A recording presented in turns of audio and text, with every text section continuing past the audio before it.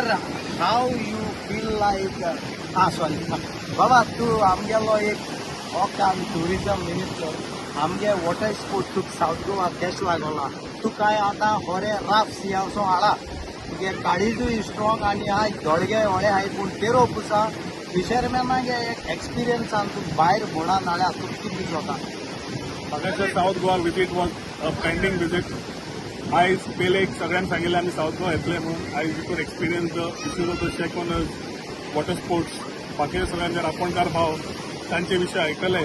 End Pele wanted me to experience the way of Goa life. And I always say this is what गोंयकार म्हण. गोंयकारांची खरी life म्हणटा ती ही.